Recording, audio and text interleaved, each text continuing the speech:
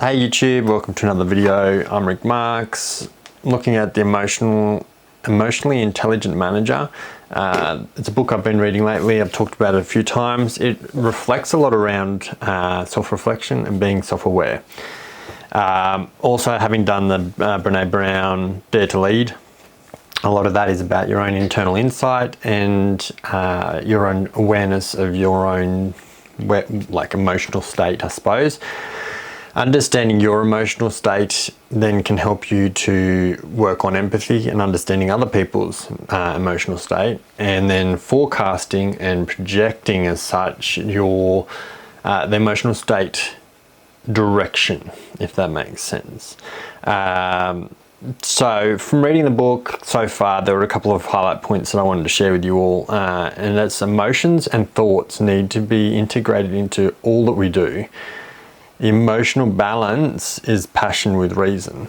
And I thought that was interesting because it builds off a bunch of other, historical things. As Aristotle says, anyone can become angry, that is easy. But to be angry with the right person at the right degree, at the right time, for the right purpose, and in the right way, that's not easy. And I guess that reflects on your emotional intelligence and whether or not you're understanding where someone's at or thinking about it prior. So to put it into context, there's a few examples on the lead up to these points.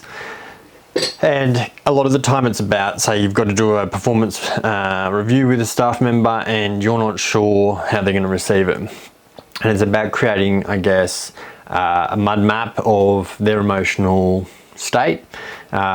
Is today the best day to do it? Have they come in upset or seeming challenged? Maybe today's not the best day to do it. Maybe you're better off doing it a different day. And then also them working out how they're going to receive the news and potential pathways for them from that news being relayed.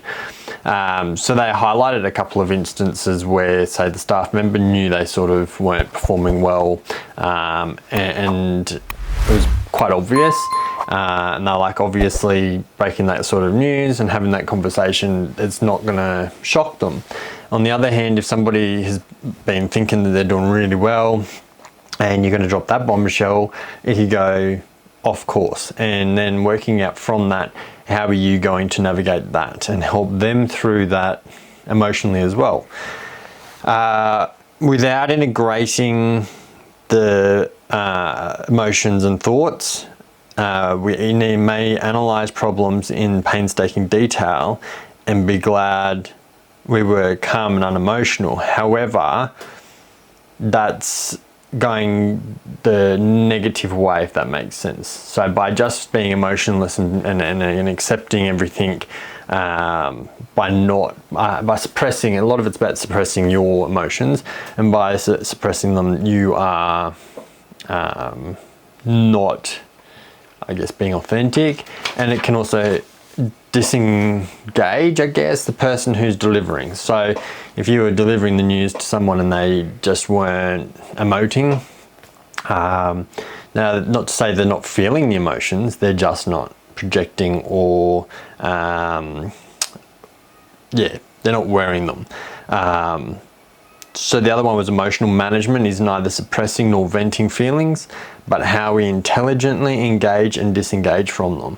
So as they say, being angry or raging was like that sort of extreme end of anger. They were like, you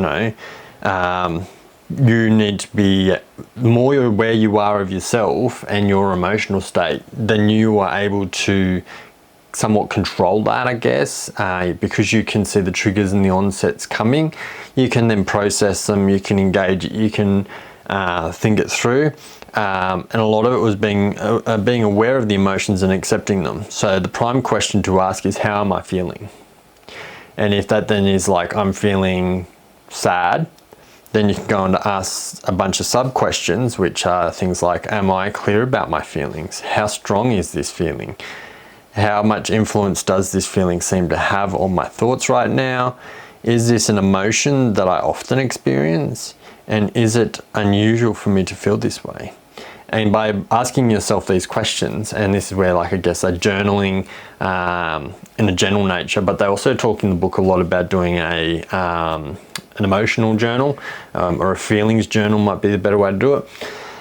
And that's kind of you doing your check-ins and going, I'm really feeling sad. What's making me sad? Like, what's the event, and you know, who's involved. And then when you're reviewing it, it's not about necessarily going into too much depth, but you might find that it could be a particular person that's creating certain feelings for you because these feelings keep coming up and their name keeps being involved in it. It can be certain activities or tasks that you have to do that create an emotion within you, frustration or whatever, and you can sort of drill down and work out how you can navigate that more clearer. We can all allow our emotions to motivate or inspire us, and I thought that was really interesting because it's so true. We can feel grief. A huge one is people feel grief for a loss of a child or similar, and then they move on to use that as motivation and inspiration to start an organisation for, say, child's cancer research, or you know, to try and prevent other people having to go through that same experience that they've had to go through. So that's sort of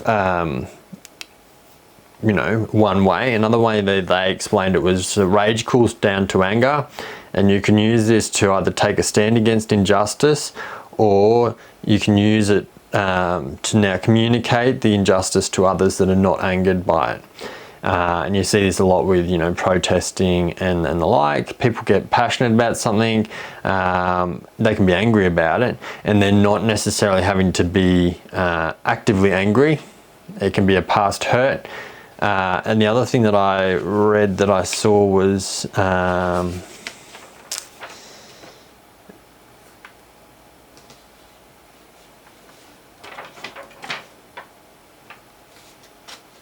if we can manage our emotions and blend our emotions and thoughts, we increase our chances that our decisions will be more effective and our lives will be more adaptive. And I thought that was a really great, like, sort of, I guess, closing statement when I got to the end of that chapter, because I went, wow, that is power. Because yes, the more control you have over your own self, then you can actually hold that in a meeting or in a disagreement. If it's just even a social setting, you're not going to necessarily feel you need to fly off your rocker uncontrollably. You can still be angry, you can still be cranky, frustrated, bitter. There's a whole vast of different words and emotions you can be feeling, but it's how you allow or don't allow them to be controlled. And I guess you can often see, and I think they state that sub 30-year-olds, they struggle with the control. And it's sort of, I guess, break it down more and more to like a kid.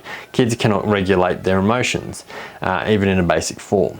And that's something we develop over time. And so then you 30 to 40-year-olds and stuff. And the thing that rang to me was probably life experience comes into play. You've learned a lot more about yelling and screaming as a 20-year-old doesn't achieve anything. And you learn the tactics and then the skills. And they're things you can refine. So the ongoing debate is whether an emotionally intelligence, whether that can be improved and developed and skilled, or whether that's something that is set for each individual, and you know, like an IQ that apparently you can't change, whether or not they're the same or similar. So if you've enjoyed this, chuck some comments down below. You'll see the next video 9 o'clock tomorrow. Thanks for watching. You have a good day.